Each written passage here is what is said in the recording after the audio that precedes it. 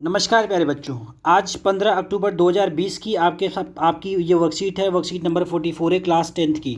बच्चों, ये जो वर्कशीट आज आई है, इससे पहले भी इस चैप्टर से रिलेटेड आपके जो कॉम्प्रहेंशन के पैसेज थे वो आ चुके हैं।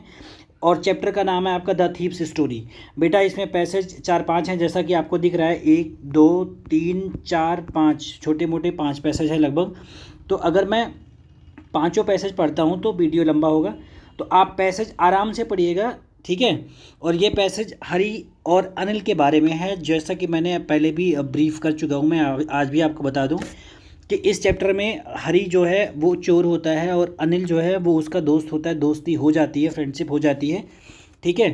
तो वो हरी एक्सप्लेन करता है एज ए नरेटर स्टोरी का कि वो क्या क्या होता है उसके साथ, जो इंसिडेंट होती है जब वो पैसे चोरी करता है मैट्रेस के नीचे से और लेके जाता है। जब लखनऊ के लिए ट्रेन पकड़ना चाहता है, तो अब रास्ते में वो सारा पैसा चुरा चुका होता है। तो रास्ते में क्या होता है कि वो प्लेटफॉर्म पर बैठा होता है, तो प्लेटफॉर्म पे कोई उसको जानने वाला नहीं होता है, ठीक है। तो जब उसको एहसास होता है कि नहीं, एक मेरा इकलौता दोस्त था जो मुझ पर ट्रस्ट करता था, अनिल, मैं उसका पैसा चोरी करके मैं वापस जा रहा हूँ, तो उसको गिल्टी फील होती है, ठीक है बेटा। तो ये जो पैसेज है आपकी, जो आज की वर्कशीट है, वो उसके बेस पर है।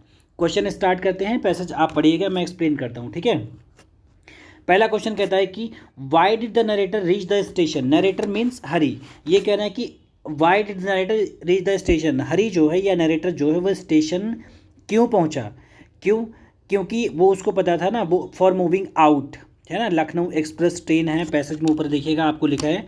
वो मूव आउट करने के लिए, पैसे लेके जाने के लिए, कहीं भाग जाना चाहता था, इसलिए वो स्टेशन पहुंचा। क्वेश्चन नंबर सेकंड कहता है कि what did the hesitate to catch the train. वो ट्रेन को जब स्टेशन पे पहुंच चुका था, ट्रेन आ चुकी थी, फिर भी उसने ट्रेन नहीं पकड़ा। उसको हेजिटेशन क्यों हो रहा था ट्रेन पकड़ने के लिए, ठीक है। आप पैसेज पढ़ोगे, उसका आंसर वहाँ बड़े अच्छी तरीके से दे दिया है। वो लिखता है कि for some reason he can't explain. वो कहता था कुछ ऐसा रीज़न है कि वो एक्सप्लेन नहीं करना चाहता है कि क्यों ट्रेन नहीं पकड़ना चाहता है, ठीक है।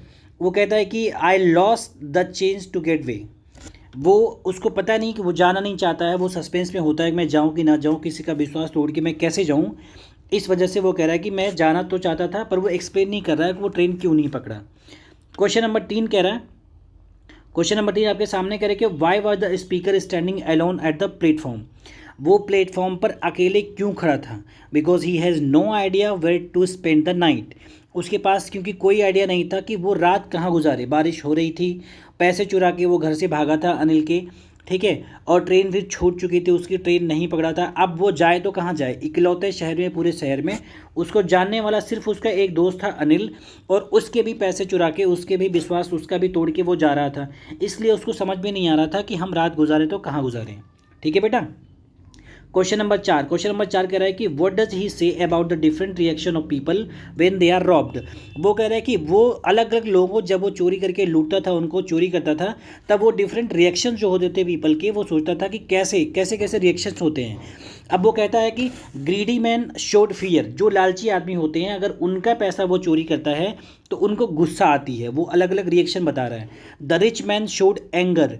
जो अमीर आदमी होते हैं, अगर उनका पैसा वो चोरी करता है तो अमीर आदमी जो होते हैं उनको गुस्सा आती है, ठीक है।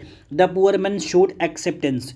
और वो कह रहा है कि जब कोई गरीब आदमी होता है, अगर उसका पैसा इसने चोरी कर लिया, तो गरीब आदमी एक्सेप्ट कर लेता है कि ठीक है, जो मेरे हिस्से में नहीं था, जो मेरे नसीब में नहीं था, वो चला गया, ठीक है।